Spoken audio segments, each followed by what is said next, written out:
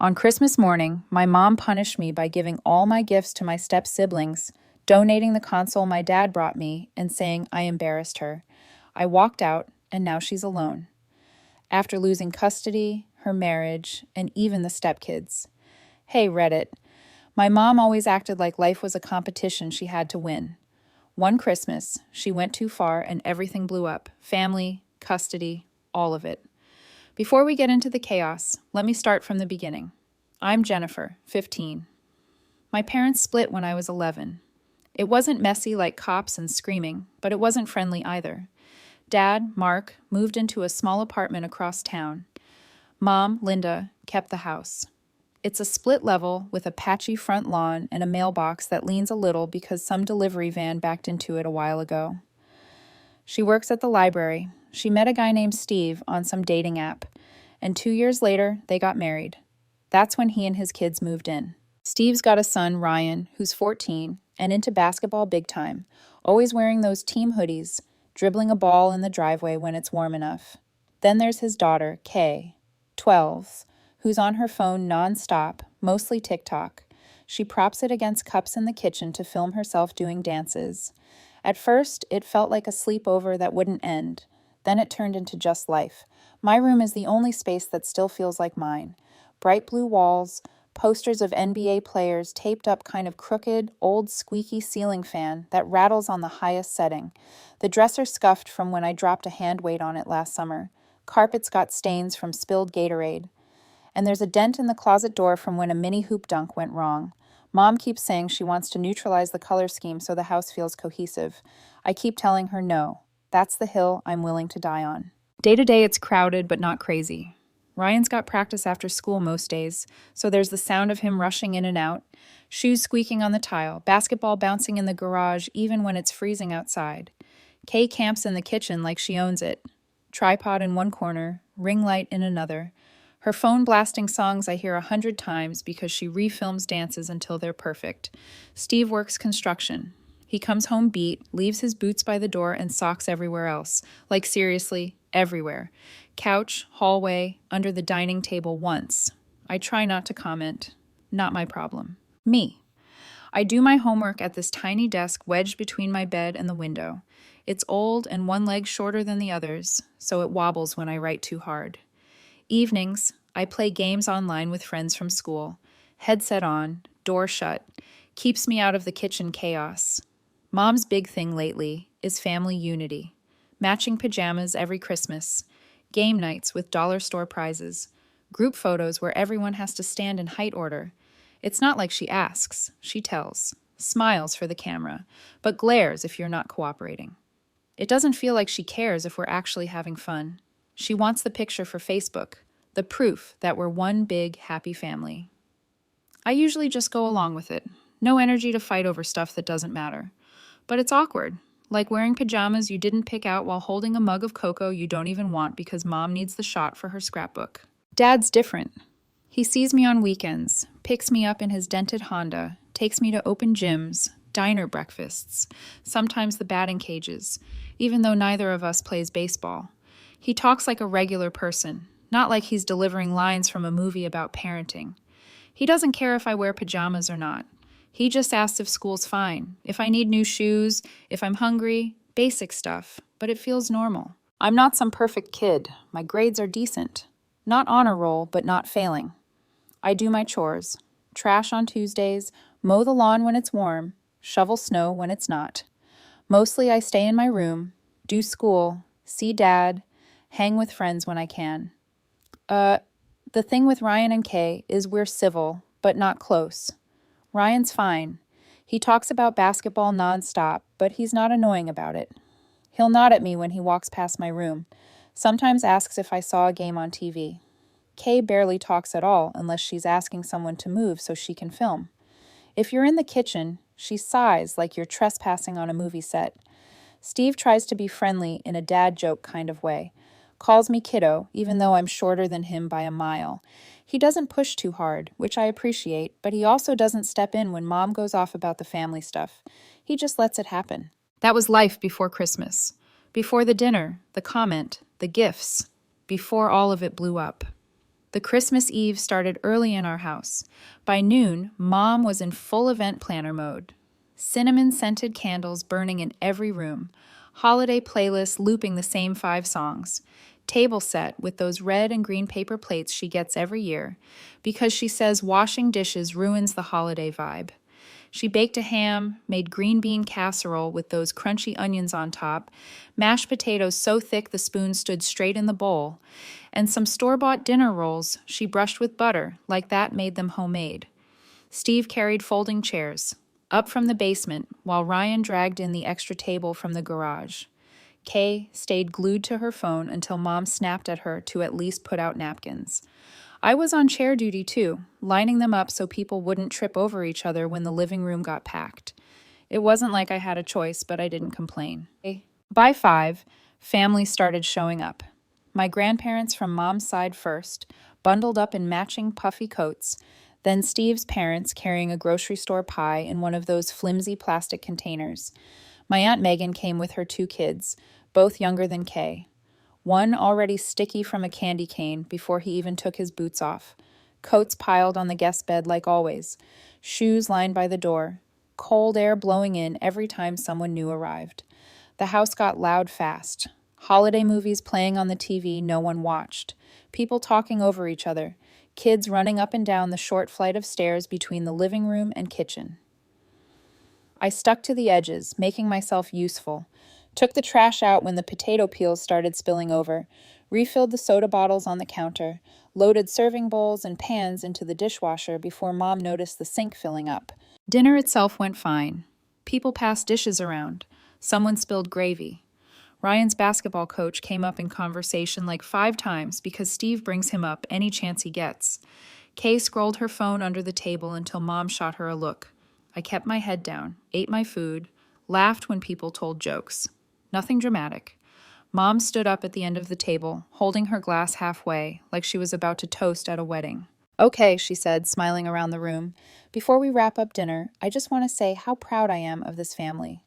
Blended families aren't always easy. It takes love and effort to make everyone feel included, and I'm so grateful we've built new traditions together. Every year, we get a little closer. It really warms my heart." People nodded along. My grandma gave a soft, like she was at church. Steve kept smiling, that same smile he always had when Mom started talking like this, big and polite, like someone running for office. Across the table, Kay angled her phone toward the tree to snap a picture while Mom was mid-sentence.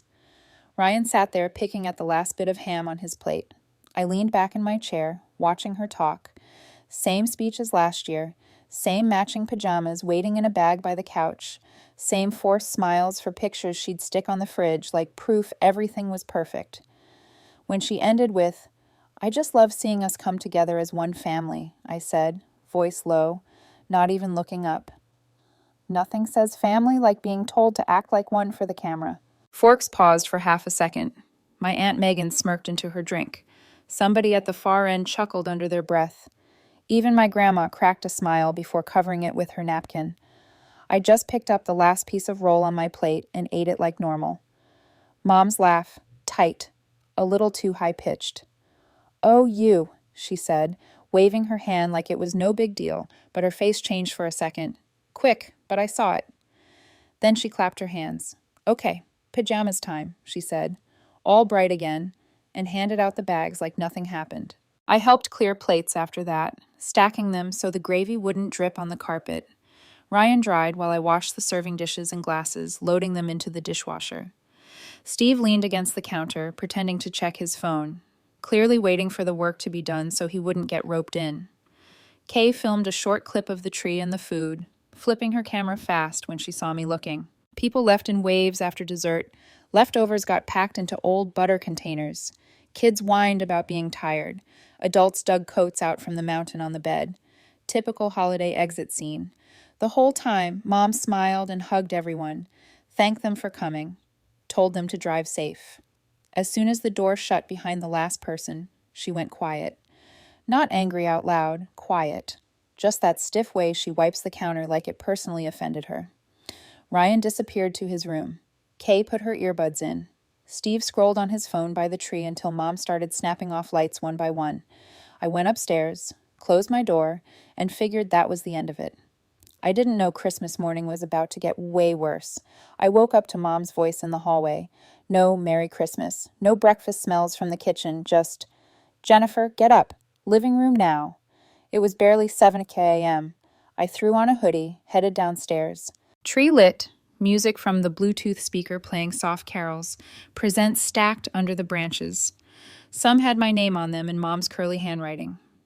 Ryan and Kay sat on the couch, still in pajamas, half asleep. Steve leaned against the wall near the TV, arms crossed, like he wasn't planning on speaking.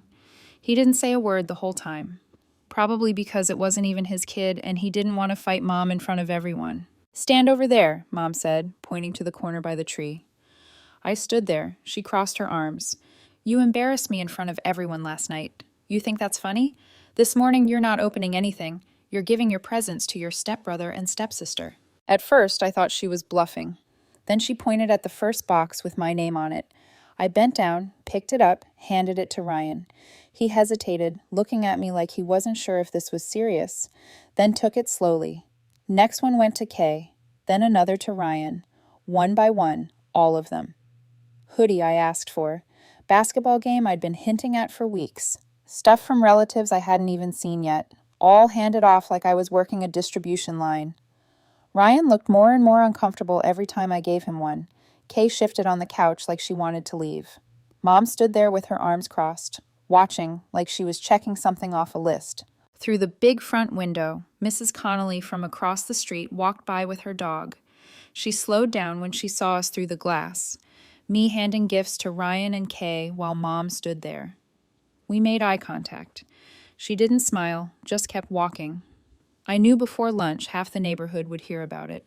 When the last box was gone, Mom finally spoke. "Maybe next time you'll think before you try to humiliate me," she said. Ryan shifted on the couch. "Maybe she should still get one thing," he muttered, barely loud enough to hear. Mom snapped her head toward him. "Don't start. You two respect me. That's why you get to keep what you got. End of story." Ryan stared at the floor, jaw tight. First time I'd seen him look angry at her. Doorbell rang. Dad stood there holding a Target bag with the new console inside. He'd bought it yesterday and used the bag as lazy wrapping. "Hey, kiddo," he said, stepping in. "Merry Christmas." Mom's face tightened. "What's that?" "Something she's been wanting," Dad said, handing it toward me. Mom blocked it with her arm. "No, she doesn't deserve it." Dad frowned. "What?" "She humiliated me yesterday," she said. "You don't get to show up twice a month and play hero." Dad kept his voice even. "It's Christmas." "This is my house," she shot back. "My rules." Ryan and Kay froze. Steve didn't move from the wall. Dad looked at me, then back at her. "So, you took every gift she had and now this. You serious?" Mom folded her arms tighter. "Actions have consequences." Ryan cleared his throat. "I can give the game back," he said, quiet. "It doesn't feel right." Mom spun on him. "Don't feed the drama," she snapped. "It's done." Ryan leaned back on the couch, lips pressed tight. Dad pulled his phone out and hit record. "Go ahead," he told her. "Say it again." She glared at him. "You heard me." He slid the phone back in his pocket without another word. Mom grabbed the console off the table. "I'm donating this," she said. Dad stepped forward. "Linda, come on." She cut him off. "I'm not letting her think she can disrespect me and still get rewarded." She grabbed her keys, walked out, and shut the door hard. Ryan stared at the floor. "This whole thing's messed up," he muttered. Dad looked at me. "Get your stuff," he said quietly.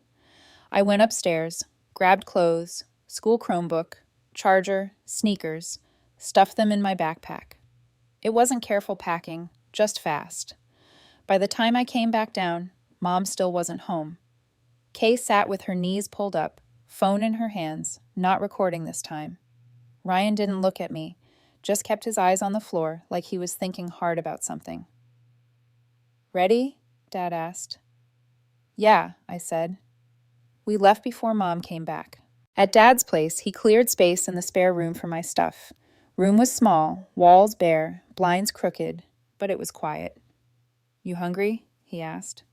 Not really, I said. He nodded. Didn't push. My phone buzzed nonstop. Group chat blowing up. Couple friends texting. Heard what happened. You good? Ryan messaged me. She shouldn't have done that. Kay posted a picture in the hoodie that was supposed to be mine. Comments already rolling in. Eek! First full day at Dad's apartment. Felt weirdly quiet. It's a 2-bedroom on the 3rd floor above a laundromat. You can hear the dryers through the floor sometimes, a dull hum like faraway thunder. My room was the empty one. He moved a futon in from storage and said we'd figure out the rest later. That morning, Dad brought in some groceries, milk, bread, eggs, nothing fancy. He asked if I wanted to paint the walls. I told him maybe green or gray.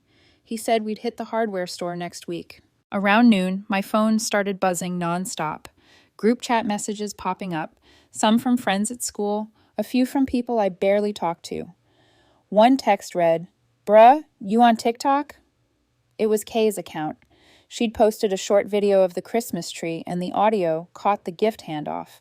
Mom saying, "Hand the next one to Ryan." My, "Okay," Ryan's low voice. And then the front door slam.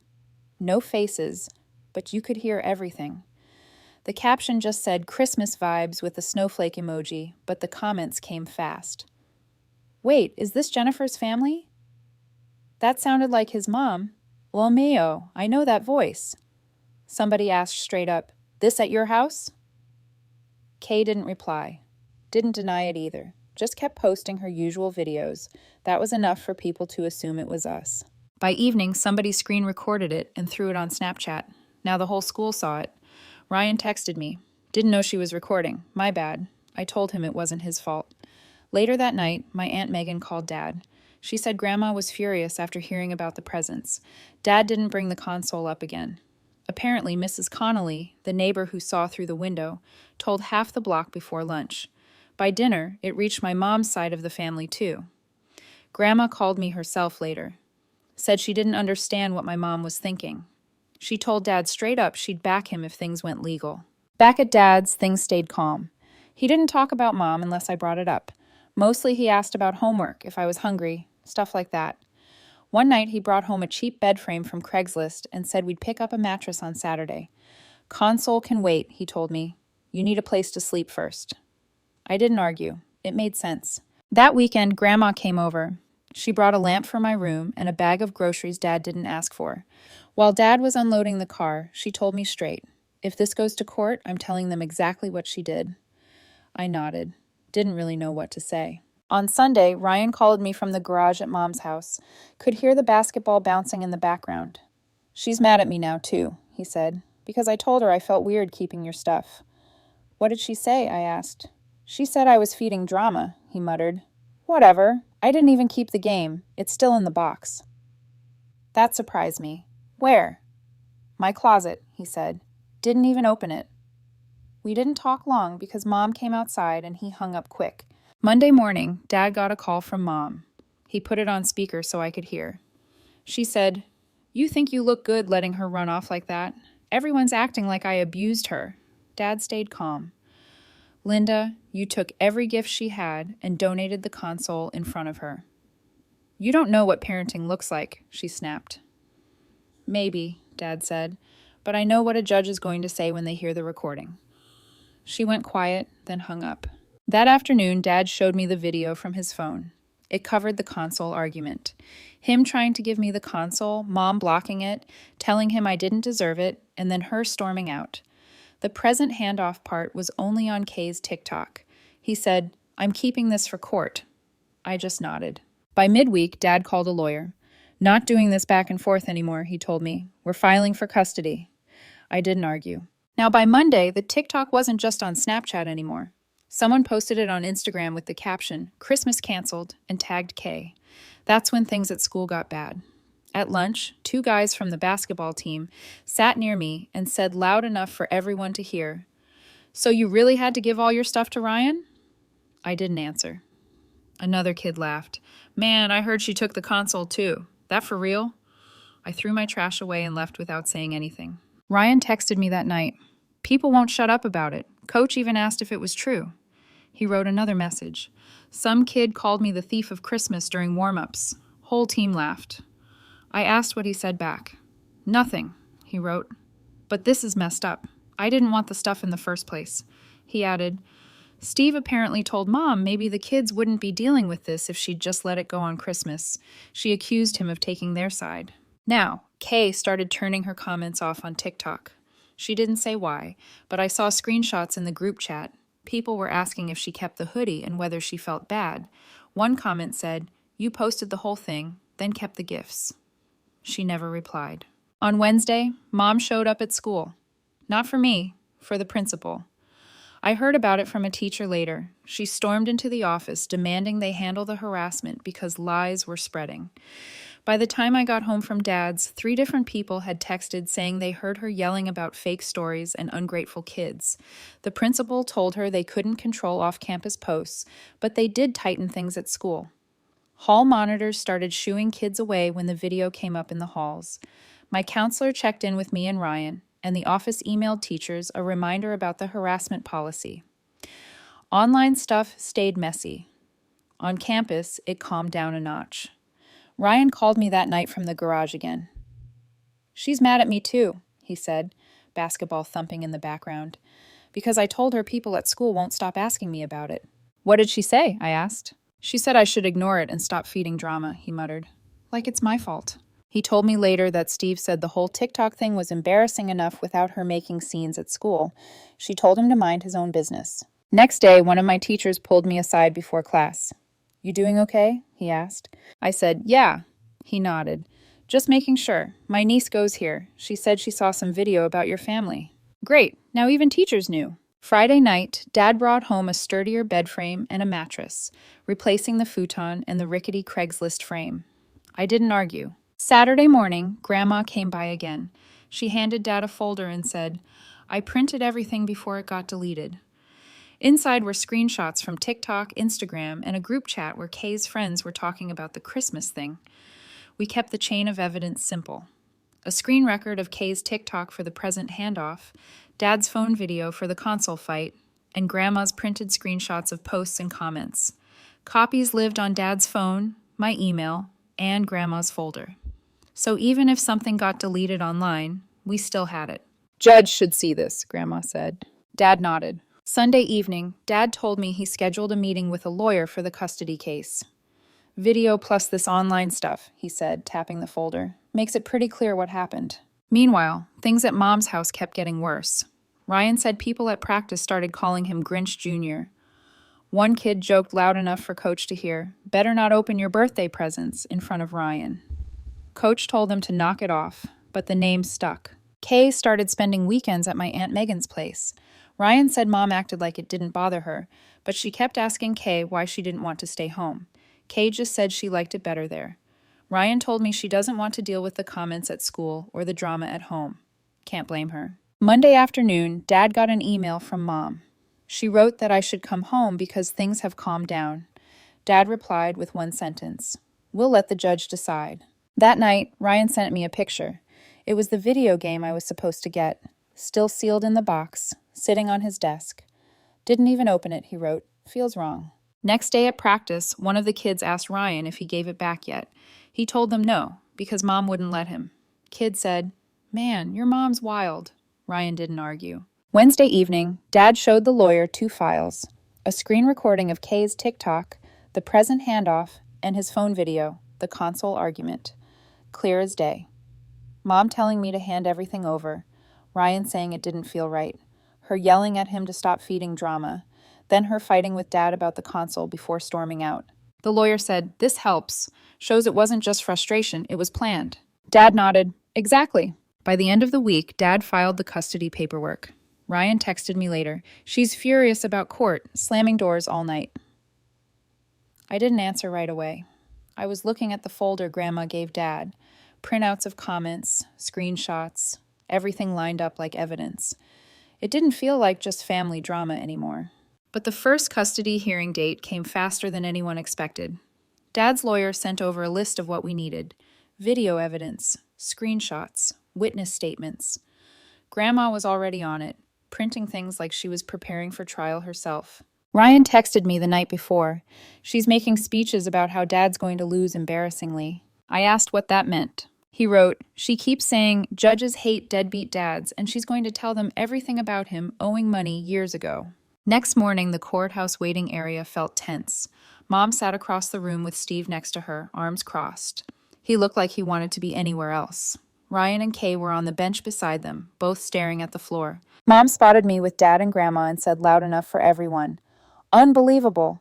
Dragging children through this because he wants to play Disney Dad on weekends. Steve put a hand on her arm. Linda, maybe just... She shook him off. No, I'm not sitting here acting like I'm the villain. Dad didn't respond. Inside the courtroom, Mom talked fast, like she was auditioning for something. Told the judge Dad barely showed up for years, that I was out of control, that she was the only stable parent. Steve sat beside her, eyes on the floor. Dad's lawyer asked about Christmas. Mom waved her hand. Oh, please, it was one morning. She embarrassed me in front of family. Actions have consequences. The lawyer first played a screen record of Kay's TikTok. You could hear Mom directing the gift handoff and the door slam. Then he played Dad's phone video, the console argument from when he arrived, and Mom storming out. Judge raised his eyebrows. This was on Christmas morning? Steve shifted in his seat, looking down at his shoes. Mom crossed her arms. He thinks one sarcastic comment gives him the right to humiliate me. My house, my rules. Grandma shook her head like she couldn't believe what she was hearing. Steve stared straight ahead, jaw tight. Then Mom jumped in. They're teenagers. They don't understand parenting decisions. I was teaching respect. Judge leaned forward. By taking every gift on Christmas morning? Mom didn't answer right away. Then she said, maybe I expect some gratitude in my own house. Steve looked over at her for the first time, frowning. Aunt Megan called Dad that night. Said Mom was blowing up the family group chat, calling everyone traitors for taking my side. Megan told her to calm down, and Mom replied, easy for you to say when your kid doesn't humiliate you in front of people. Grandma finally left the chat completely. Next week, Mom showed up at my school during lunch, slammed her car door, marched across the courtyard, told me loud enough for half the tables to hear. You think living with him is going to be fun? He can't handle you. You'll come crawling back. One of my friends muttered, what is wrong with her? As she stormed off. Back at Dad's, the lawyer asked for written statements from Ryan and Kay. Both sent them that night. Ryan wrote about being teased at practice. Kay wrote about Mom yelling at her for the TikTok instead of caring she was upset. When Dad told me they sent them, I asked why. Ryan texted back, because she won't shut up about how she's the victim. I'm over it. Next hearing, Mom tried bringing up old stuff about Dad. Missed birthdays years ago. Late payments once when he switched jobs. Judge cut her off. We're here about current living conditions, he said, not ancient history. She tried interrupting again, saying, but he... Judge raised his hand. Enough. Mom sat back like she'd been personally attacked. Steve rubbed his forehead like he was tired of being there. After court, she cornered Ryan and Kay in the parking lot. You made me look abusive, she hissed. Ryan said, you did that yourself. She pointed at him like she was scolding a toddler. Watch your mouth. He walked off without answering. Kay followed him to Steve's truck. Steve looked at Mom and said flatly, you're not helping yourself. Mom glared at him. Thanks for the support, she said sarcastically. That night, she texted me paragraphs about how I was turning everyone against her and letting Dad control the narrative. I didn't answer. By the end of the month, Dad said the lawyer felt good about our case.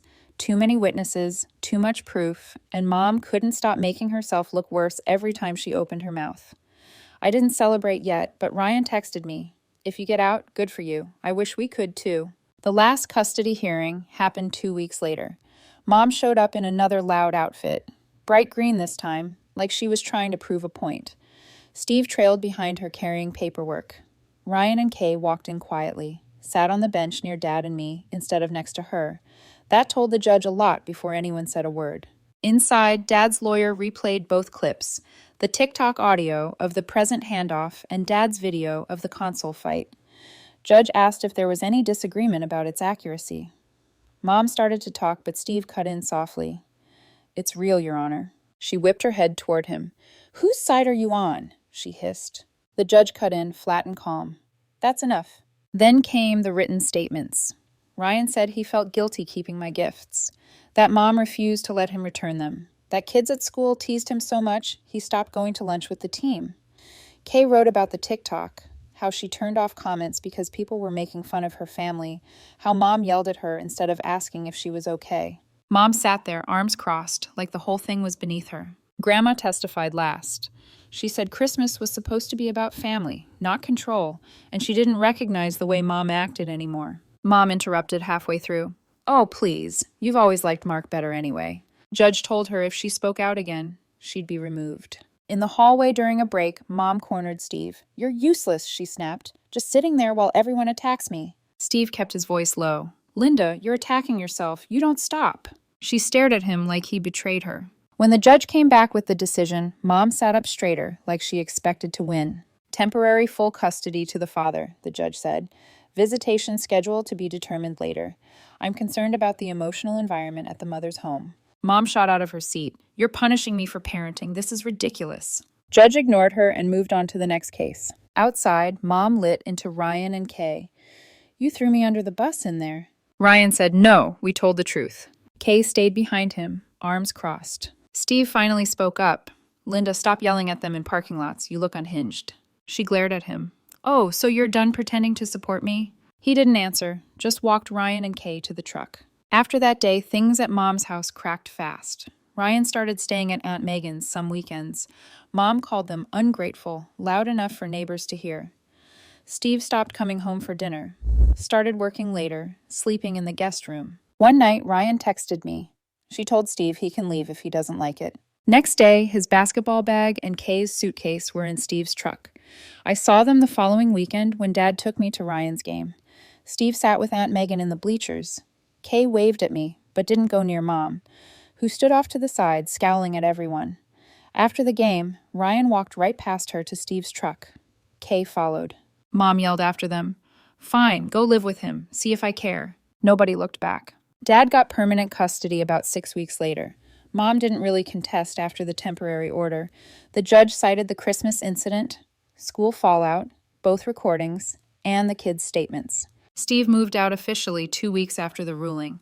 He left the couch, some dishes, and one of his work jackets hanging by the door. Took everything else, including Ryan and Kay. Aunt Megan told Dad later that Mom called everyone traitors again, then stopped answering texts when nobody agreed with her. By spring, she was living alone. No Ryan, no Kay, no me. Steve filed for divorce quietly. Mom posted a long Facebook rant about fake family and people poisoning kids against their own mother. Comments were mostly cousins telling her to stop airing it online. At school, things calmed down fast. Ryan wasn't Grinch Jr. anymore. Kay deleted half her TikToks. I stopped getting questions in the hallways. Coach asked once if things were better at home. I said, yeah. He nodded and changed the subject to practice drills. By summer, Dad set up my room properly. Painted walls, new shelves, actual desk that didn't wobble. Ryan came over sometimes. Kay, too. Steve dropped them off but didn't stay long. Mom never showed up. Last I heard, she was still in that house alone.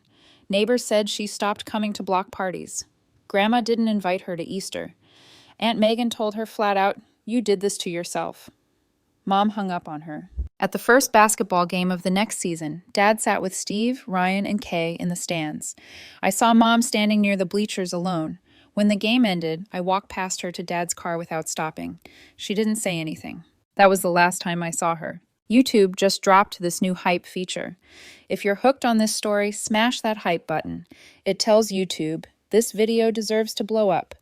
That was the last time I saw her. Weeks turned into months, and life slowly reshaped itself. At Dad's apartment, the hum of the laundromat below became background noise I barely noticed anymore. My room, once just a futon and bare walls, now felt like mine. The walls painted in the color I chose. The shelves lined with books and small things that reminded me I wasn't just surviving. I was building. Ryan and Kay came over more often. At first, they'd sit stiff, quiet, like they weren't sure if they were allowed to laugh. But slowly, they loosened. Ryan talked about basketball again, less guarded this time, his voice full of excitement instead of defensiveness. Kay showed me edits she was making, but this time, the videos weren't family drama. They were just dances, silly skits, her being a regular kid.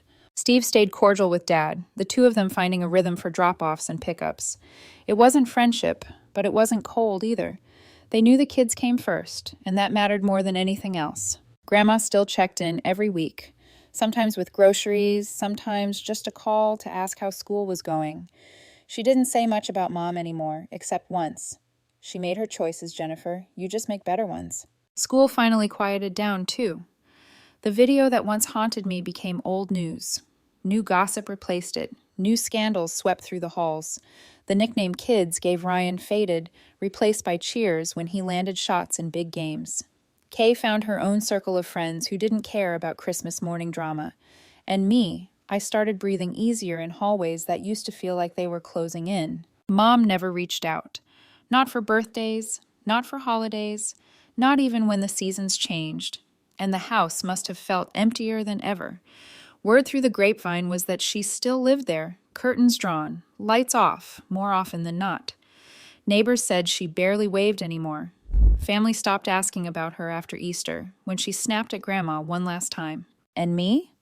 I stopped waiting for her to come around. I stopped replaying the slap in my head, stopped trying to make sense of why gifts and appearances mattered more to her than I did. Some questions don't get answers, and maybe they don't need them. Christmas came again. Different tree, different house, different everything. Dad didn't plan a perfect picture day. He just asked what I wanted for breakfast. Pancakes, I said. He burned the first batch, laughed it off, and made another. Ryan and Kay came over later, bringing board games and a pie from Aunt Megan.